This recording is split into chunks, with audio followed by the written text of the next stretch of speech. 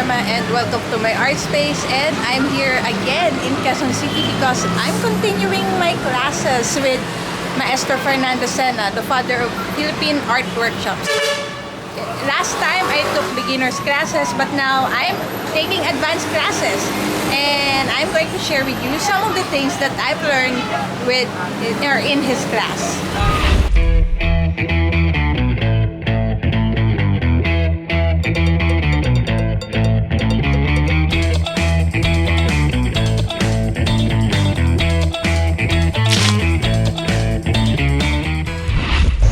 If you want light, you press the pencil lighter, di ba? We went back to pencil sketching on our first day of the advanced course. The lesson also explored in creating lights and shadow on an object, but this time, it focused on how shading can be made with different strokes. Para marami tayong gawa. May art ka rin talaga. Bakit pwede mo ito eh, open. Note mo.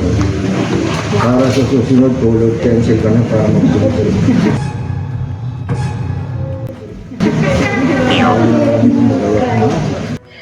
Making these strokes were quite hard. My activity was to make various objects with vertical strokes, horizontal strokes,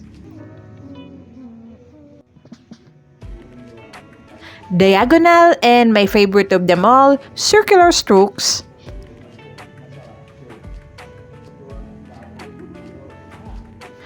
The hardest of them were the strokes made of excess.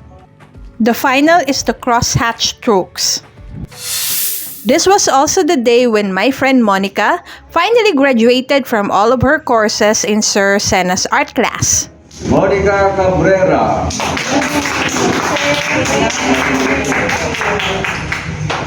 Kaya tingnan nyo, meron kayong medal pag ano nyo.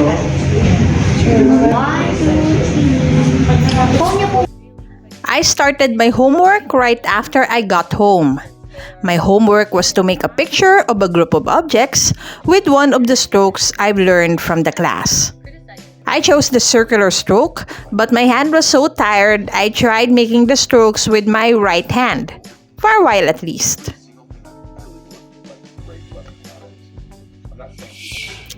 If you remember the various brush strokes used in different drawings in my previous course with Maestro Sena, here's an upgraded version of it. This time, I was tasked to draw not just one object, but a group of objects. I chose the diagonal stroke for this picture, but I later realized that this stroke was too hard to do, especially when drawing small flowers. As usual, we'd be given homeworks. With the help of a black gel pen, I decided not to make diagonal brush strokes for this picture and chose circular brush strokes because they're easier to make. This activity makes your hand tired, but it's worth it when you see the final result.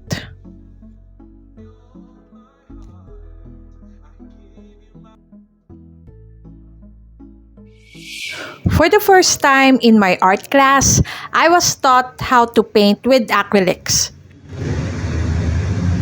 Acrylic paint is not my friend because they dry too quickly. I learned that I needed to be fast when blending acrylic paints, and when the layer is dry, I just have to add another layer to blend and so on until I get the desired result.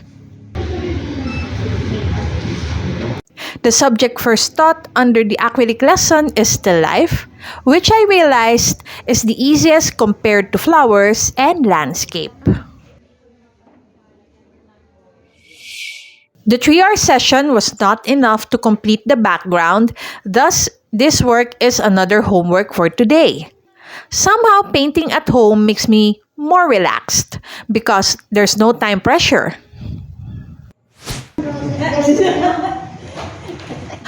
Maestro Sena gathered some of his students for this day's session to teach us how to make portraits, one of the main highlights of his art class.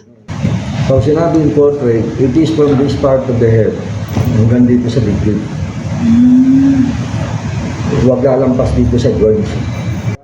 This was the session I've been waiting for because portraiture for me was really hard. But the maestro made it easy by showing us techniques on how to make a draft of the face. What do you call this white portion in the eye? Cornea? A. A. Squid ball. B. Fish ball. C. Fireball. D. Eyeball. Eyeball. Eyeball. Ayun, eyeball. Squid ball.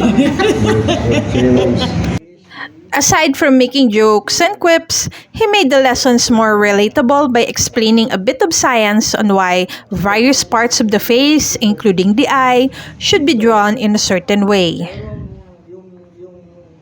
The maestro emphasized the importance of the eye because it is the window to the soul. Kung gusto nyo malaman, yung kaibigan nyo nagsasabi ng totoo, tignan nyo sa mata. We were given time to practice drawing the eyes before moving to the nose, lips, and ears. Then Sir Sena gave away these demos to us. Somehow I think we look a bit like our portraits. The activity was supposedly making a portrait of the maestro's son, Odin, but I continued completing it at home. Now here's the hardest part. Our actual homework was making a portrait of a parent. For this one, I drew my mom. I had to cry buckets of tears before doing this because it hurts that she's not here to see my work. I'm back to making acrylic paintings in the following session. This time, the subject are flowers. Sir would take a peek at my work from time to time and give a few tips and demos on how to improve it. It takes a lot of time to paint, so sometimes I'd sing while working.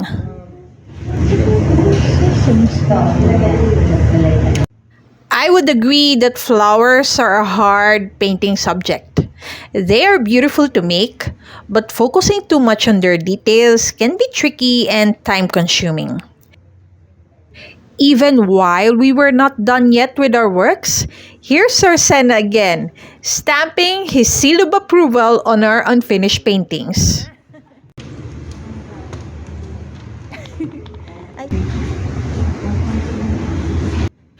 The maestro's favorite type of brush is the fan brush. I now understand why he pushes us to use the fan brush. It's because it can help make more distinct details on petals compared to the flat brush. I'm trying my best to get used to this type of brush, even though I find it too awkward to use. Man, this session did not let me leave with clean hands. Back home, I made a few finishing touches on my painting before calling it done. Or so I thought.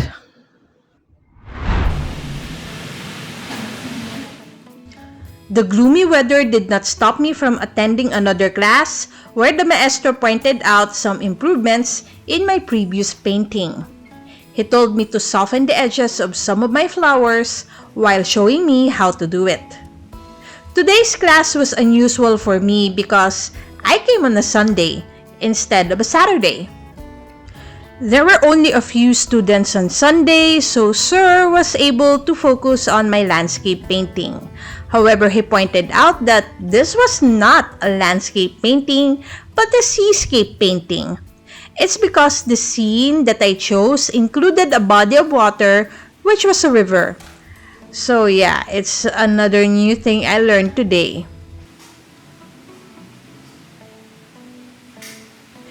I thought I was done for the day because it's nearly lunchtime and I was supposed to finish it at home. But Sir came back and taught me a simpler technique to make trees and leaves. Technically, he finished the other half of my work. Fine. I had to make the finishing touches before going to church.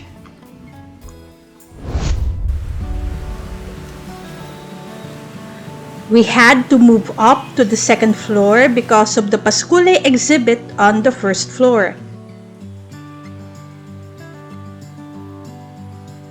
This room was noisier because of the noise from the passing trucks and cars outside, but the room was brighter, which helped me see my work more easily.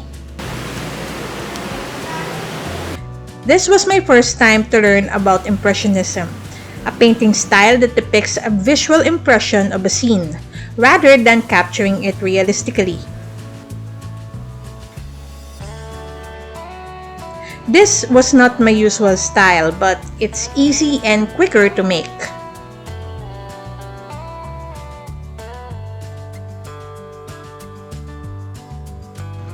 After this session, we went on a Christmas break and resumed the following year.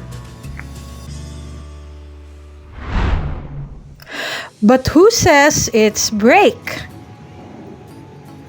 I was here at Sir's Gallery on a weekday to be a curator for our Paskulay exhibit. It's not the only job that I did on this day because this was also the time to paint. So it's like an extended class with the maestro who taught me how to make the skies in my painting a little brighter. I was also a multitasker. Would you believe that I brought my job at the gallery? We were not lonely at the gallery because the Tuesday ladies were there to paint together and watch Sir Sena make demos, like this lovely soft pastel artwork of koi fishes. The demo even became more fun with the raffle of the lucky one who'd take a Sena painting home. Ang pangalan niya ay... Ano? Ano, sir? Ano? Ano, sir? Balik na rin niyo yung ano. Hoy, akin yan! Sabi ko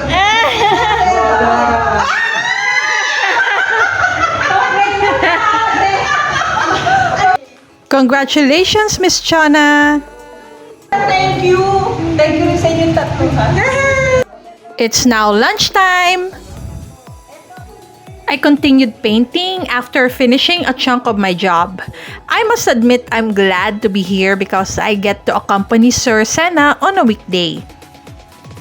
Teaching keeps him upbeat and I get to learn a thing or two from him. So far, this is my favorite painting yet among all the other paintings I did in Sir Sena's class. I'll forever love sunsets. Don't you love them too? Even though there were no classes due to the holidays, Sir Sena still accommodated two of us into his studio just because we wanted to paint.